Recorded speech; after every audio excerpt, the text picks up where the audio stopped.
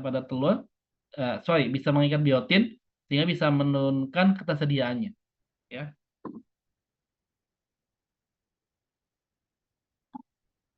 ada antipyridoksin, ya, ini vitamin B6, ya, minyak biji-bijian, niasinogen, ini niasin, ya, ini vitamin ya, ini B kompleks sebenarnya niasin ini. Ya. Kemudian jadinya dengan niasinogen, ya, ke ascorbase ini adalah meningkatkan oksidasi asam ascorbat, ya, sehingga mengakibatkan nggak tersedia tiaminase, ya, tiamin, ya, kemudian lipooksidase, ya, ini terkait dengan oksidasi karoten sehingga mengakibatkan tidak tersedia. Ada lagi antivitamin D, ada lagi antivitamin E, ya. Ini beberapa senyawa antivitamin ya. Jadi kalau ada senyawa ini berarti apa? Bisa menurunkan ketersediaannya.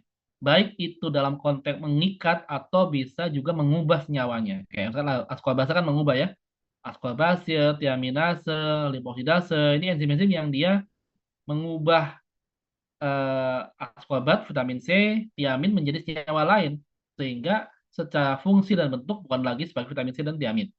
Ada lagi yang mengikat, anti vitamin D, anti vitamin A, antibiotin ya, antipyridoksin ini mengikat ya. Jadi dia tidak mengubah senyawanya tapi dia mengikat sehingga secara availability-nya jadi kurang tersedia.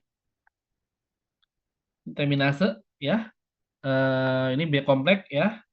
Jadi nanti kalau defisiensi mengakibatkan gangguan pada otot sebagainya ya.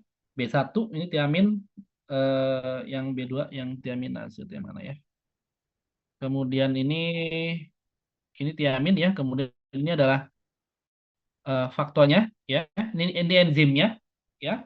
Dia adalah enzim ya yang nanti eh, eh, akan bekerja untuk apa namanya mengkonversi tiamin pada substratnya menjadi senyawa lain ya. Nah, ini ya tiaminase,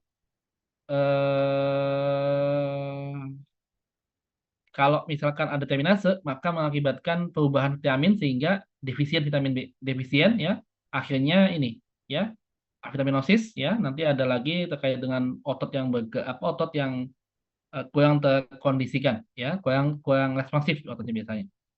Nah, kemudian karena dia protein ya, maka dia akan bisa hilang dengan pemanasan ya. Itu gampangnya ya. Kalau kalau kalau dia protein maka di pemasaran akan hilang. Di suhu 65 70 akan hilang. Ya. Ini misalkan di suhu 65 70 aktivitasnya tinggal setengah ya karena dia akan apa? Koagulasi ya sehingga menjadi tidak aktif lagi nanti enzimnya. Oke, ini ada binatang air ya ikan, moluska. Kalau mau kita kurangi ya berarti ini karena dia protein ya maka menguranginya dengan memanaskan ya. Oke. Ada lagi yang di protein antitrypsin ya. Ini adalah protease menghambat enzim tripsin ya yang memang di tubuh kita ini adanya di usus halus ya. Tripsin, kimotripsin itu enzim protease ya, memecah protein di usus halus ya. Kemudian ada lagi ini sama nih antiproteinase ya. Ada ini kimotripsin enzim berikutnya ya. Tripsin, kimotripsin, elastase itu enzim-enzim yang ada pada usus halus ya, yang dihasilkan oleh pankreas ya. Nah, ketika itu dihambat ya, maka akan apa? Akan menghambat, akan mengakibatkan nggak tercernanya protein di tubuh kita ya. Kalau nggak dicerna, ya maka akibatnya apa? Dia nggak bisa untuk diserap tubuh kita ya.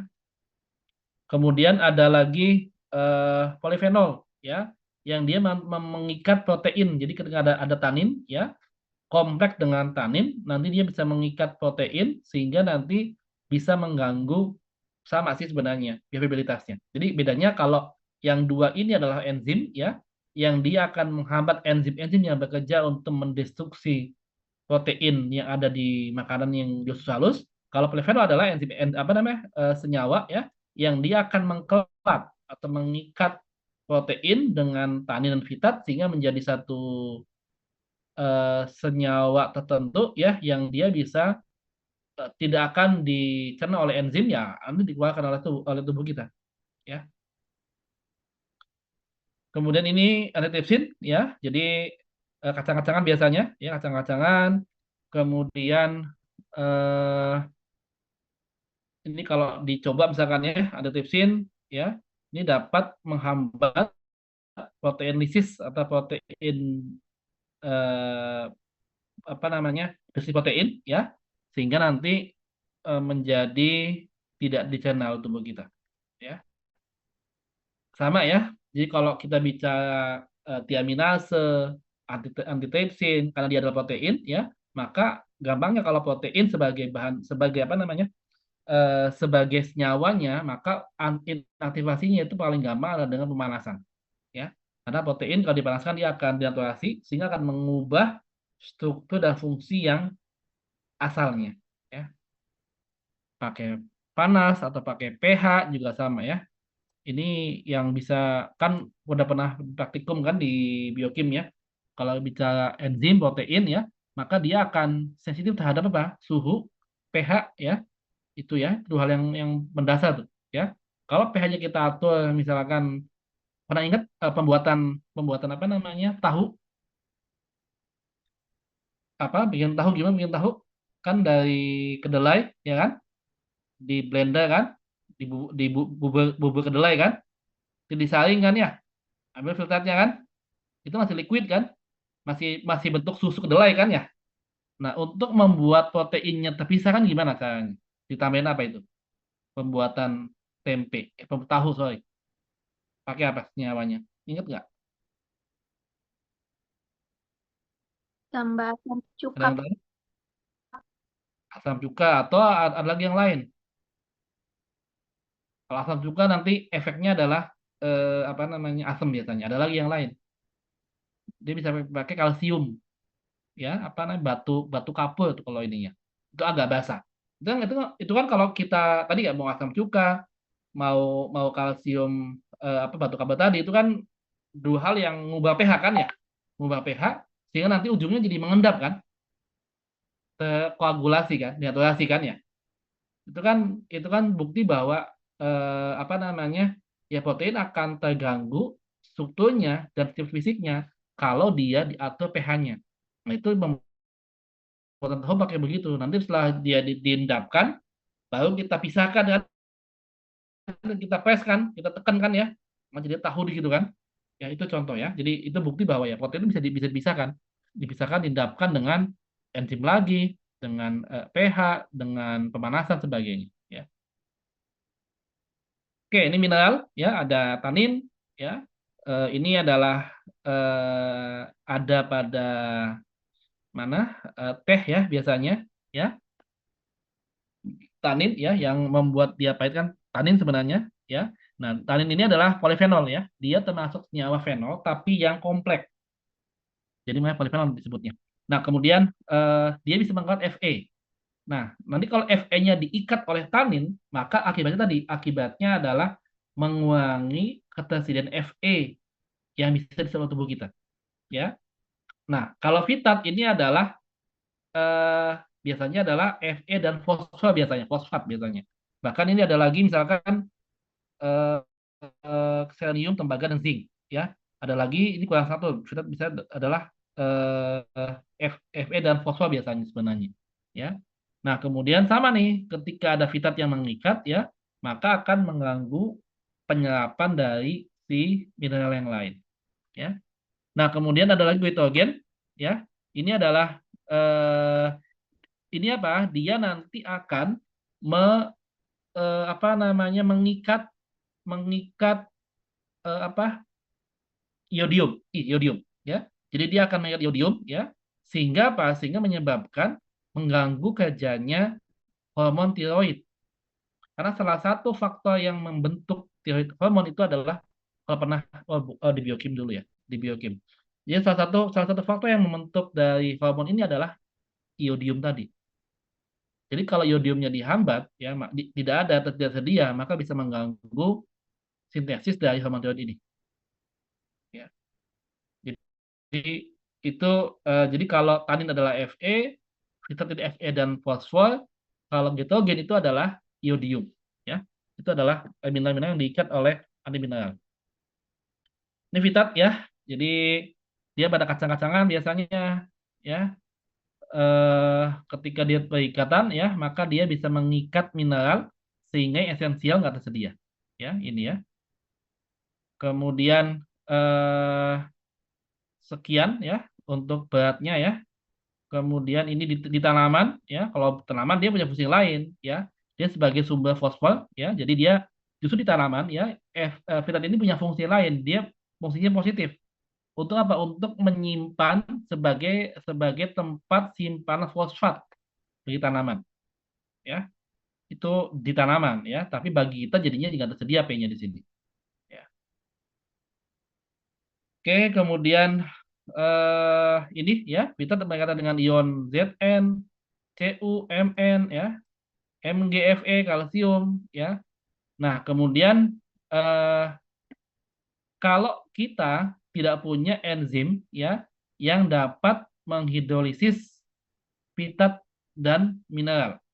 Jadi kalau udah terikat dengan fitat maka susah untuk dilepasnya.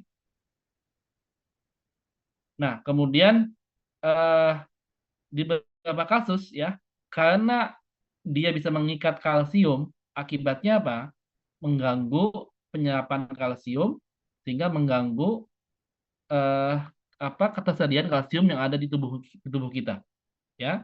Nanti akibatnya akan mengakibatkan ini nih, kekurangan kalsium ya pada tulang biasanya ya.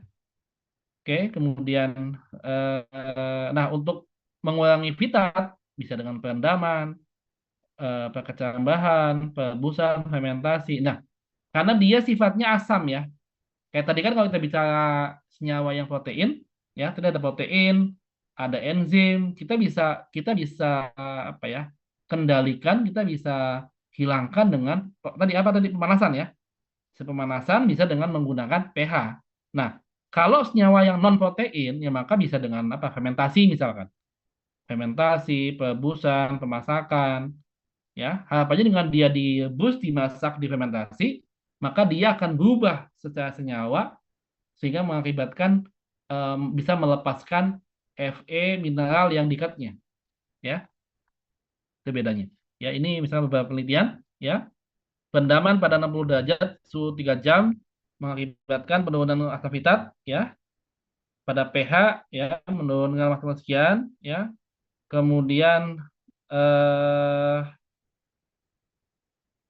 nah karena perendaman ya, karena dia direndam kan, berarti kan apa, berarti ketika ada perendaman berarti ada hal yang juga bisa berkurang. Apa berkurangnya? Mineral-mineral, vitamin yang larut air. Dia bisa leaching kan ya, bisa terlarut dalam H2O, dalam air rendamannya, jadi bisa mengurangi ketersediaan juga kan, gitu kan ya. Itu kalau perendaman ya. Jadi walaupun dia bisa mengurangi fitat, tapi ada potensi juga berkurang juga senyawa yang lainnya karena dia bisa larut dalam air tersebut ya. Ya, ini bisa menurunkan fitat ya. Kemudian perendaman ya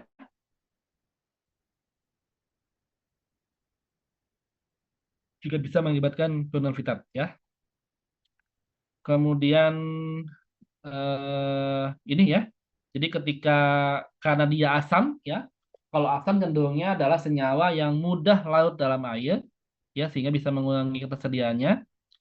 Kemudian eh, dalam beberapa hal tertentu ya, ketika ada asam fitat ya, kemudian dihidrolisis oleh enzim fitase ya, maka jadi kalau berikutnya adalah kadang-kala kita butuh enzim enzim fitase. Kan asam fitat itu adalah substratnya ya, ketika dikasih enzim ya maka dia bisa melepaskan mineral dari asam fitat itu dengan apa? Dengan ini, menambahkan enzim fitase. Ya. Rebusan tadi ya dengan autoklav menurunkan asam fitat kecil banget ya. Dari sekian menjadi sekian itu maksud saya, maksudnya gitu sebenarnya. Ya. Kemudian yang kalau kelamaan nggak aktif ya karena tidak tidak menurunkan karena sudah nggak aktif lagi habitatnya. Oke, kemudian fermentasi ya, fermentasi ya. Tempe misalkan ya, kan tempe kan dari kedelai kacang-kacangan ya, ada potensi tinggi asam fitatnya ya. Nah, tapi dengan fermentasi ya ini bisa menurunkan asam fitat sebanyak sekian persen. Ini tahun lama ya penelitiannya ya. Kemudian ini ya. Oncom tuh apa oncom? Oncom tuh sebenarnya kalau kalau bedanya tempe sama oncom apa? Ada yang tahu? Tempe sama oncom bedanya apa? Ada lagi tempe bongkrek, tahu tempe bongkrek? Yang dia dari ampas kelapa biasanya. Ya. Dari apanya? Dari bahan bakunya beda. Sama dari jenis starternya beda. Ya, dengan oncom. Oke, kemudian oksalat ini yang sering didengar karena menjadi apa namanya salah satu eh, senyawa yang ada pada telas beneng ya. Kalau pernah kupas telas beneng ya, nanti ada telas beneng kita kupas kulit luarnya ya nanti di tangan kita tuh putih. Kalau kita nggak pakai sarung tangan itu gatel dan bahkan sakit kadang-kadang luka. Karena dia begini tajam nih sebenarnya nih. Ini secara struktur ya. Kalau kalsium oksalat ya, kalau kalsium oksalat itu adalah begini, bentuknya padat, bentuknya dia solid padat ya. Tapi kalau asam oksalat dia liquid ya. Ini ya, jadi kalau tinggi oksalat, gatal di tangan, gatal dimakan juga gatal ya. Kalau diserap, ini bisa mengakibatkan penurunan kalsium. Nah, ketika kita makan, dia bisa menjadi penyebab batu ginjal terutama ya karena dia bisa mengendap ya sehingga bisa mengganggu ginjal bahkan jadi batu lama-kelamaan itu adalah salah satu dampak negatif dari oksalat ya terutama kalsium oksalat terutama ini goitogen ini adalah eh, tadi ya karena Detroit ini adalah membutuhkan apa namanya ya, membutuhkan iodium ya. Jadi sementara hormon tiroid juga adalah hormon yang salah satu mineralnya adalah iodium ya. Nah, maka ketika ada glikogen ini dia bisa mengikat iodium ya. Akibatnya apa? Akibatnya mengakibatkan iodiumnya nggak tersedia. Nah, kalau nggak tersedia, maka mengakibatkan eh, penghambatan pembentukan hormon tiroid ya. Kalau dulu kalau dulu kita seringnya adalah gondok ya. Gondok tuh di sini gede ya di apa nih di kelenjar di sini gede besar ya karena apa? Karena dia kerja keras ya dia kerja keras untuk mendapat iodium dari makanan ya karena dia kerja keras karena nggak dapat dapat ya maka akan mengakibatkan inflamasi. Nah, itu bengkak di situ gondok di situ ya ini eh, singkong ubi padi-padian ubi jala ya kacang-kacangan ini adalah beberapa yang mengandung glikogen ya. Nah, tapi karena dia protein ya, maka dia dapat dihancurkan dengan memasak ya. Tadi kalau kita bicara asam fitat, kemudian apa tadi? Asam fitat, kemudian oksalat ya. Karena dia bukan protein, maka dia tidak akan bisa dihilangkan dengan pemanasan ya. Tapi kalau bahan bakunya protein, maka gampangnya dengan pemanasan hilang pasti. Pemanasan pH itu hilang ya. Nah, berikutnya adalah ada juga beberapa senyawa yang apa namanya eh, eh, penyebab flatulen ya atau semacam oligosakarida ya oligosakarida ya yang kita nggak bisa cerna. Ini bisa dua nih sebenarnya. Bisa menjadi prebiotik atau bisa menjadi faktor antinutrisi tergantung dari kondisi tubuh kita ya. Kalau mikrofloranya cukup ya. Nah, sorry gini. Ketika ketika senyawa-senyawa ini dimakan oleh tubuh kita ya, maka dia menjadi substrat untuk mikroba kan ya atau prebiotik. Nah, tapi efek samping dari metabolisme senyawa-senyawa oligo ini mengakibatkan terbentuknya gas di situ. Gas CO2, H2, CH4. Ini yang mengakibatkan tidak apa? Perutnya kembung gitu ya. Perutnya kembung, terus apa sering kentut sebagainya, kentutnya bau. Ya kenapa? Karena ini tadi dia menghasilkan ini gas metan di sini ya bahkan beberapa juga karena ada sulfida di situ ya ya tadi itu bagian dari efek samping dari metabolisme oligosakarida ya ada rafinosa, stachylosa, verbaclosa ya yang itu mengakibatkan itu perutnya begah itu ya perutnya kembung begah kemudian nanti dari apa namanya nanti misalkan apa sering kentut sebagainya ya nah itu ini ya efek samping dari metabolisme atau ataupun metabolisme dari senyawa-senyawa ini, ya, senyawa karbohidrat sederhana oligo biasanya, oligosakarida. Nah, vinosa, stachyrosa, tapi dia kan nggak dicerna ya. Beda dengan kalau kita bicara ada maltosa, laktosa kan dicerna. Nah, karena dia adalah ikatannya beta, ya, kita nggak punya, ya maka nggak dicerna, ya, maka oleh usus tubuh, oleh mikroba di tubuh usus besar, dia akan di apa dicerna sebagai substrat, tapi efek sampingnya adalah menghasilkan gas di situ. Oke, itu ya. Nah, itu adalah kalau yang anti nutrisi. Nah, ada lagi yang toksik nih. Tadi beda ya. Jadi kalau alien nutrisi adalah senyawa yang dia mengganggu metabolisme, ya, mengganggu ketersediaan dari mineral, vitamin, apa namanya, protein sebagainya, ya. Nah, kalau toksik, ya dia mengakibatkan toksik, mengakibatkan racun dan sebagainya. Ada misalnya satu solanin, ya. Ini adalah senyawa dari Solanoceae. Solanoceae itu kayak pernah tahu takokak, tahu yang tahu lunca kalau di Pulau Jawa, ya, atau kentang juga, kentang juga masuk ini sebenarnya kentang itu di sini maksudnya. Nah, ini kentang kan ya. Jadi ada kentang ya. Jadi kentang tuh masuk sini. Solanaceae, ada lagi takokak, lenca, itu adalah familinya ini sebenarnya. Nah, kemudian eh, senyawa ini mengandung racun, mengandung beberapa senyawa racun ya. Ini salah satunya, solanin salah satunya. Nah, kemudian eh, ini beberapa penelitian ya yang sudah mengevaluasi bahwa jadi pada kentang yang warna hijau masih muda banget ya, atau tomat hijau yang masih muda ya, ini kadang-kala tinggi nih glikosida. Nah, tapi kalau dia sudah matang berkurang. Nah, kemudian ada lagi misalkan nanti dia dengan adanya apa pemasakan itu bisa mengurangi glikosida ya, solanin ya, eh, pada tunas, daun, biji kentang ya, ketika terkena matahari bisa meningkat ya.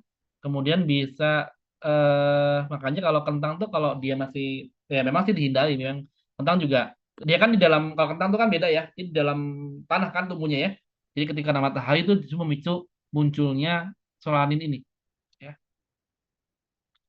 Ini ya kadar awal umbi, kematangan, intensitas penyinaran ya, suhu ruangan ini bisa menginduksi munculnya solanin atau glikol-kaloid ya.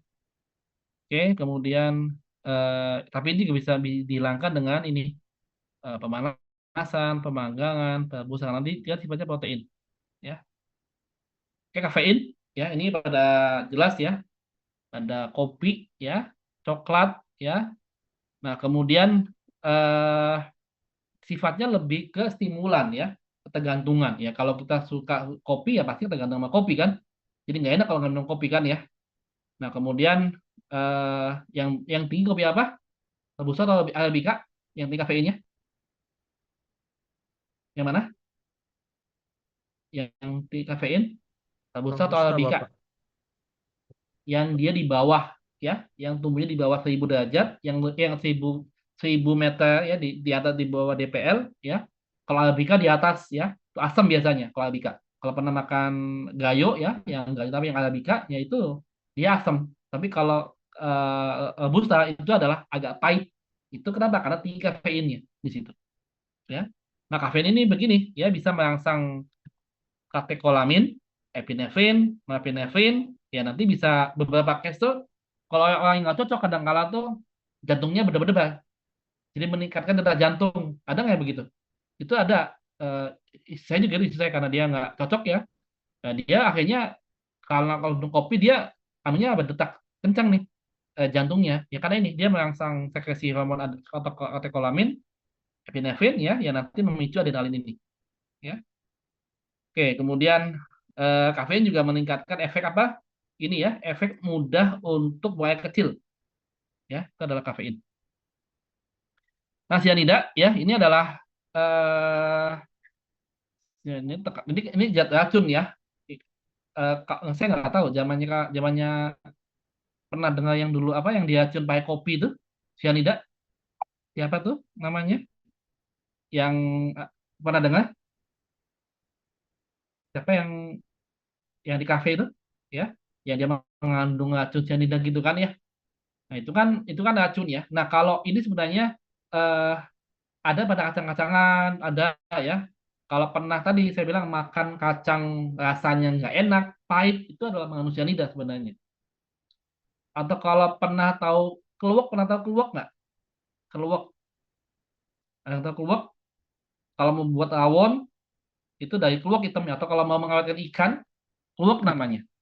Nah, keluak itu ada namanya adalah banuk ya, itu kayak kayak apa namanya, kayak buah buah jeruk Bali, tapi dia hijau, gede banget tuh, hijau gede banget kayak jeruk Bali gitu ininya. Nah itu dia biasanya tinggi, nah itu tinggi sianidanya. Nah kalau itu difermentasi, ya itu bisa hilang sianidanya. Dia bisa atau dikukus atau dipanaskan atau difermentasi, itu bisa salah satu cara untuk menghilangkan, menguapkan sianida. Ya. Ini kacang-kacangan, umbi-umbian, biji buah, ya. Nah ini ada yang racun, ada amigdalin, ya, pada almond, ya, ada durin, ini pada sorghum, ada linamarin, lotausalin, ini pada kacang-kacangan dan ubi kayu. Kalau makan singkong, ya, sama, pernah nggak makan singkong gitu? Oh, bukan singkong, apa namanya? Ubi ya, ubi itu, ya. Kadang-kala kalau kita makan di kulitnya ada item-itemnya sebagainya, rasanya nggak enak gitu ya. Ya itu mengandung ini, mengandung cyanida sebenarnya.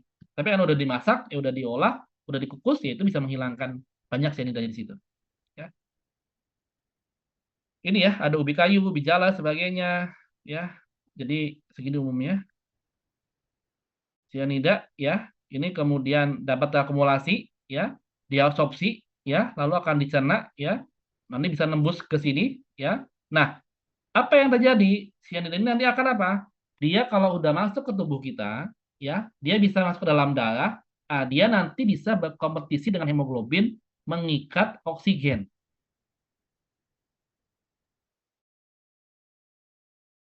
ya. Jadi ketika ada cyanida sama sama hemoglobin, maka secara ketertarikan, secara interaksi, oksigen lebih terikat dengan cyanida dibandingkan dengan hemoglobin.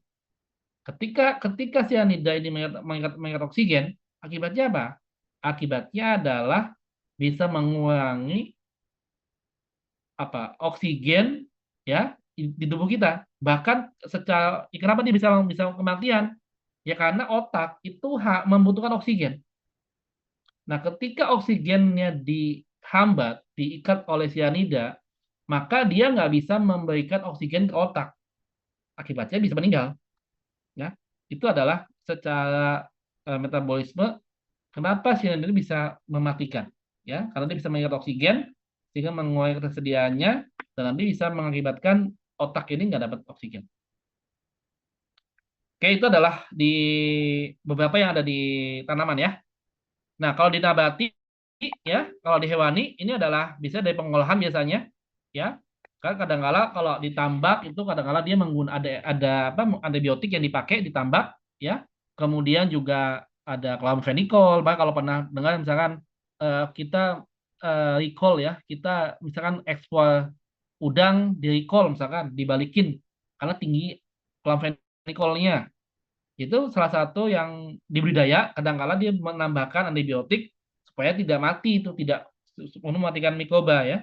Nah, tapi ternyata itu nempel di dagingnya dan kadarnya tinggi, ya itu bisa bisa juga jadi kalau di tubuh kita ya jadinya jadi apa? Jadi sebagai salah satu sumber dari racun ya, karena bisa meningkatkan paparan ataupun sensitivitas apa namanya, antibiotik di tubuh kita ya.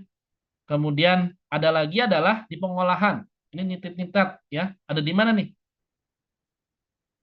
Buat apa di pengolahan? Ini bikin sosis, bikin nugget, buat apa? Oh, Sebagai pewarna, Pak. bahan Oh, pengawet. pewarna, iya. Tapi kadang-kadang juga satu lagi, Pengawet, apa Pak. lagi? Dia bisa ya, bisa meningkatkan warna merah dan juga bisa juga meningkatkan simpannya. Kenapa warna merah? Karena yang tadi ya dapat berkaitan dengan hem ya sehingga bisa meningkatkan warna merahnya. Nah, tapi juga bisa juga sebagai ini antibakteri di sini ya. Nah, tapi beberapa case ya nitrat ini bisa membentuk ini nitrosamin. Nitrosamin karsinogen ya. Jadi bisa menimbulkan kanker lambung di sini. Ya.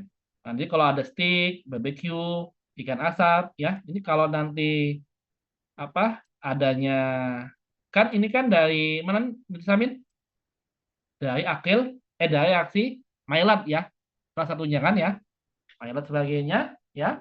Nanti bisa dengan nitrat bisa berinteraksi, bisa menimbulkan senyawa yang karsinogen ya. Nanti bisa bisa mengakibatkan ini kanker lambung di sini. Ya. Udang ikan ini juga sering nih pernah dengar ada orang yang meninggal karena makan apa tuh? Ikan apa tuh? Yang bisa kembung itu? Ikan buntal, Pak. Ini apa fisik ikan apa? Ikan buntal ya, ikan buntal kan?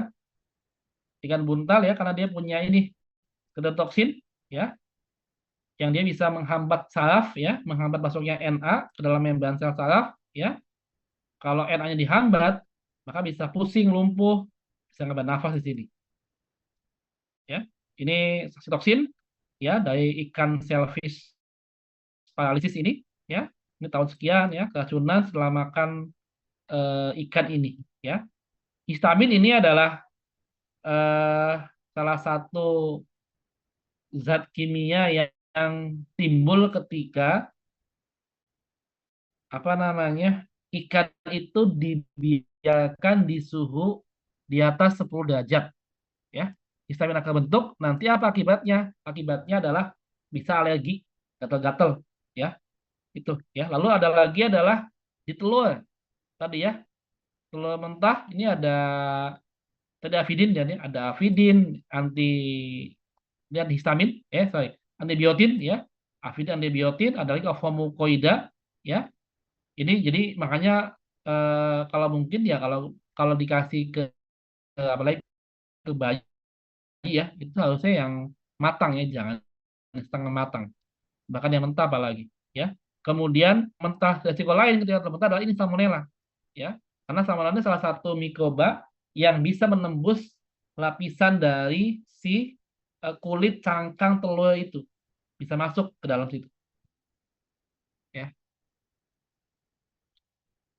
oke yang terakhir adalah alergen ya alergen ini adalah apa terkait dengan alergi ya bedanya sama keracunan apa ada yang tahu nggak reaksi apa bedanya kalau keracunan sama alergi bedanya apa Izin menjawab Pak, kalau misalnya alergi kan itu udah emang bawaannya gitu Pak. Jadi apa namanya hmm. di tubuhnya itu dia udah menolak kayak misalnya konsumsi apa gitu ataupun Hmm. produk pangan ataupun obat. Jadi ketika dia konsumsi itu tubuhnya menolak. Kalau misalnya keracunan kan nggak tahu bahwa itu produk pangannya kurang baik atau gimana.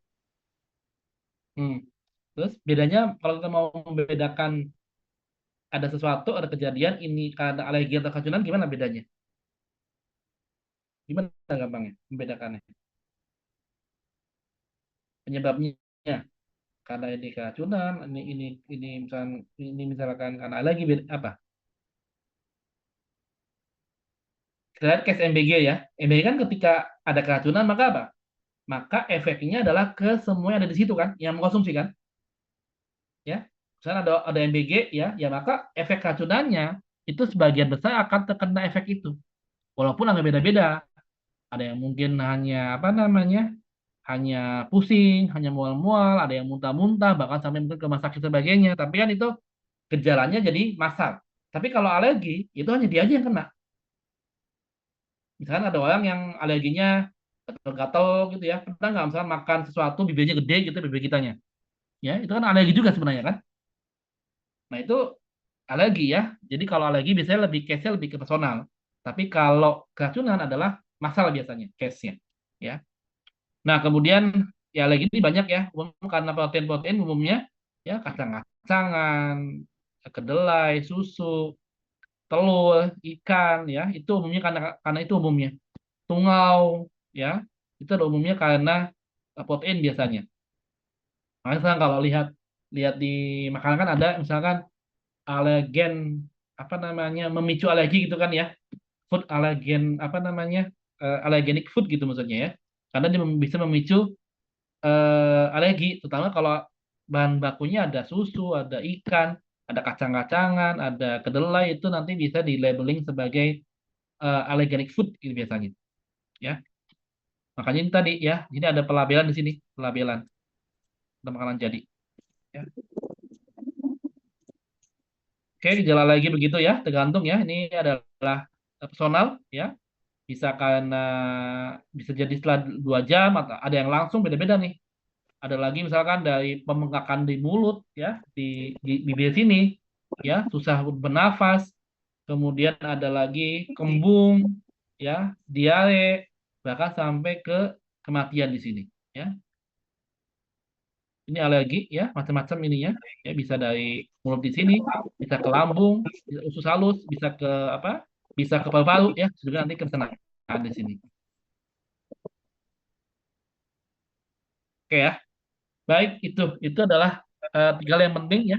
Ada anti nutrisi, ada lagi adalah anti racun ya, ada zat beracun, satu lagi adalah alergen. Nah, ini adalah organic food, ini tes alergi ya, skin test namanya ya. Jadi ini nanti di sini ada pengujian, di sini ada ini adalah ada titer atau ada apa namanya? eh ada kita menyuntikkan eh, zat-zat untuk alergi. Kacang-kacangan, ada siapa nih? Bisa di ini unmute. Ada kacang-kacangan, ada tadi ada telur apa nanti disuntikan di sini ya, di skin prick test namanya. Nah, nanti ini di bawah kulit. Jadi ini tesnya ini tidak menembus ke pembuluh darah. Kan kalau kita disuntik itu sampai pembuluh darah kan. Nah, kalau ini enggak, dia adalah hanya di bawah kulit saja. Nanti dilobangin ya, nanti dilingkari di sini dilingkari. Ini misalkan A, B, C, D itu ditandai ini kenapa kenapa. Nah, yang ini yang menandakan apa? Dia alergi di sini. Halo, bisa unmute, bisa minta tolong. Oke, jadi ini ya, yang di sini ini adalah menunjukkan apa? Menunjukkan dia terkena alergi di sini. Ini juga mulai nih dikit-dikit, tapi yang di sebelah sini nggak ada. Ya, artinya apa? Berarti dia nggak alergi terhadap protein ini, tapi terhadap protein yang ini alerginya. Ya, ini contoh. Ya, bagaimana untuk skin prick test tuh. Itu adalah alergi ya. Oke, kalau kita bicara pengujiannya, ya, kita bicara pengujiannya, ya, pengujian apa namanya? Tadi ya, tadi saya ada yang bagus. Jadi begini ya, ini bicara eh, beberapa cara untuk ini ya. Jadi bisa dari apa aroma nggak enak ya. Ini yang ada nutrisi ya. Bisa menimbulkan aroma nggak enak, bisa mengikat mineral, bisa mengganggu protein dan stability. Tadi kan antitrypsin ya. Ada lagi untuk mengurangi konsumsi daya yang lain sebagainya. Nah, ini bisa hilang dengan apa? Dikecambahin, apa dikukus, direbus dengan panas, fermentasi ya, enzim dengan bleaching ya. Ini kan kalau yang minyak kan pakai ini ya. Dehuling, phasing ini beberapa cara yang ini ya. Ada lagi yang lainnya bisa pakai microwave, enzimatik ya atau genetik manipulasi ya. Oke, kemudian nah untuk identifikasinya ini bisa begini. Ini contoh ya. Ini saponin nih.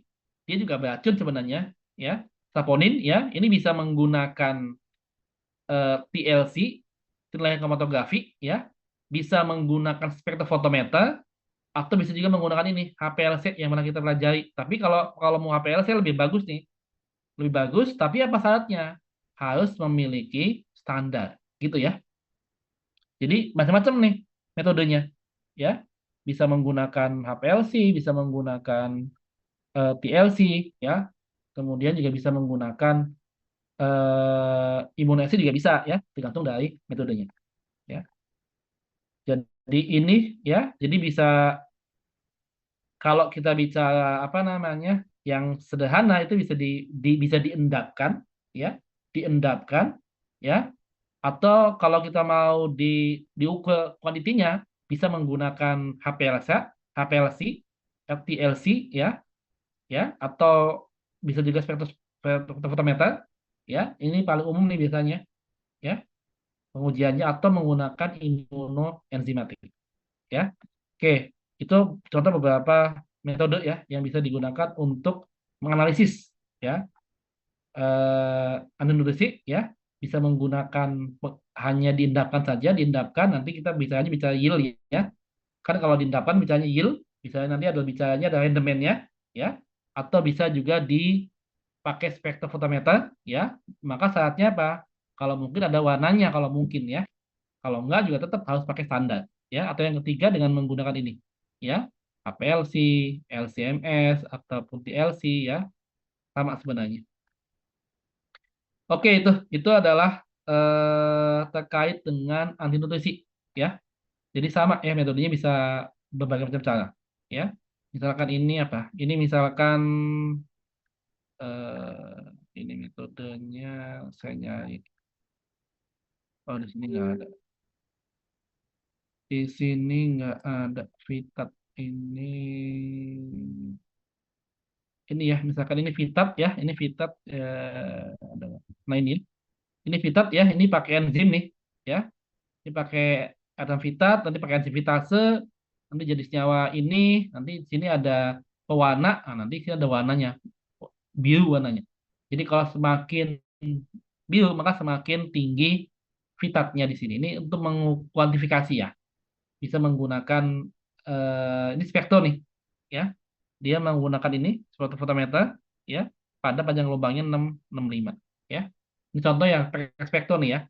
Untuk misalkan asam Vitat misalkan, ya. Oke, itu ya. Kemudian itu sih. Jadi kalau bicara pengujiannya, ya itu sama ya, bisa menggunakan presipitasi, diendapkan saja, dapat yieldnya berapa dibandingkan dengan berat sampelnya, rendemen, ya. Bisa menggunakan spektro atau menggunakan TLC atau HPLC, ya. HPLC mana HPLC ada nggak? Misalkan ini apa nih? Misalkan kita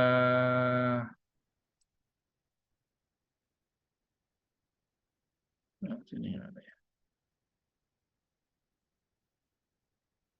Jadi misalkan kita mau pakai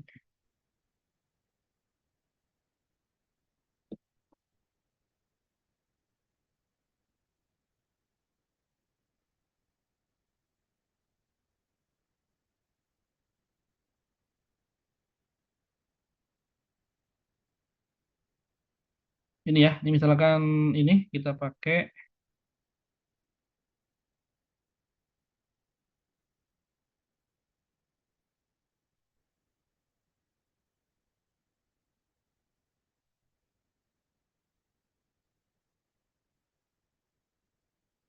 nah ini nah dia ini Vitatnya pakai APLC nih contohnya ya. Gitu ya. Vitatnya menggunakan ini masisnya ya. Jadi dia dapat ada nggak di sini? Oh, nggak ada. Penjelasan itu ya nggak ada spektranya ya. Oke, itu pakai APLC ya. eh Kalau TLC ada nggak? TLC. TLC dia tonton lama TLC ya. Ini tonton lama TLC biasanya. Ini juga nggak ada ini. Sekarang udah bisa akses pakai itu ya. Akses pakai apa namanya? Sendirect ya. Udah udah tahu kan caranya kan ya? Udah, Kak. Ya, udah bisa kan? Ini saya juga bisa.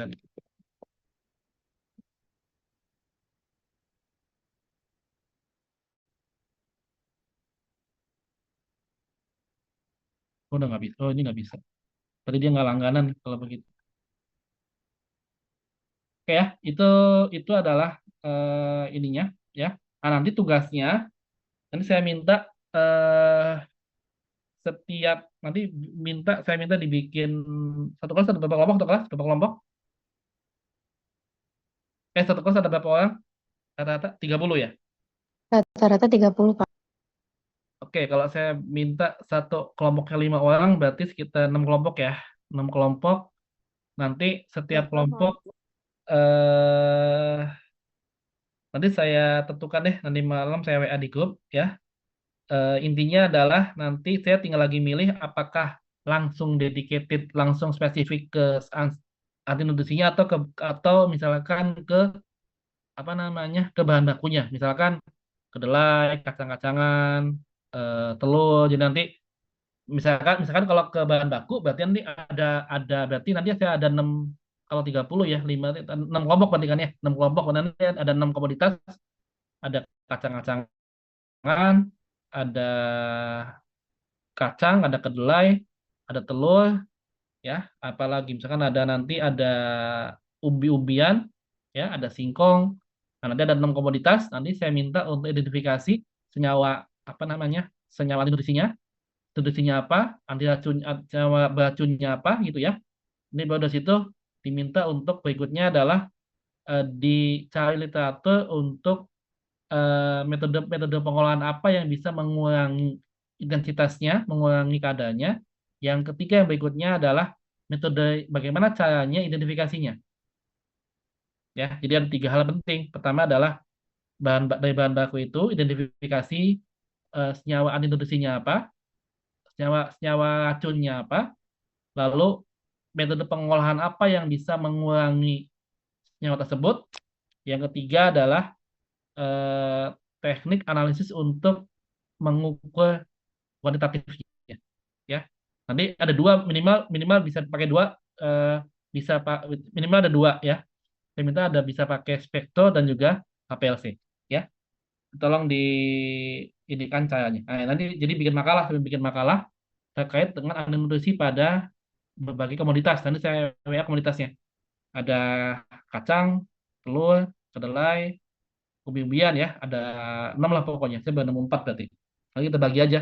Ada singkong umbinya misalkan ya, ada talas misalkan umbinya gitu ya.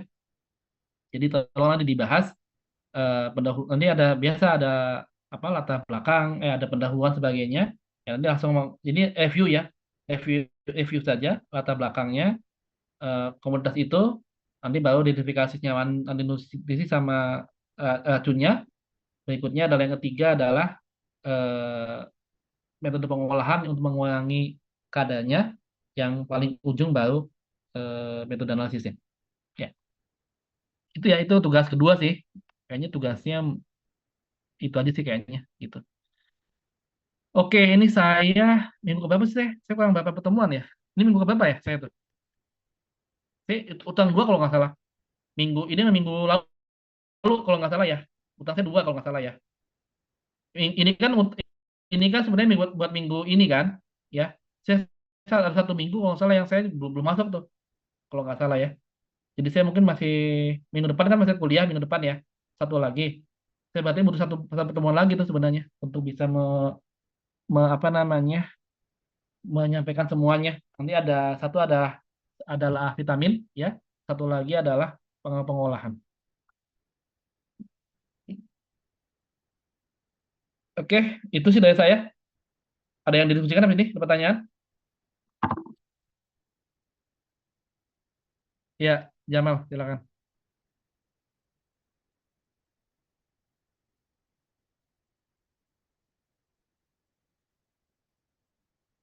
Ya,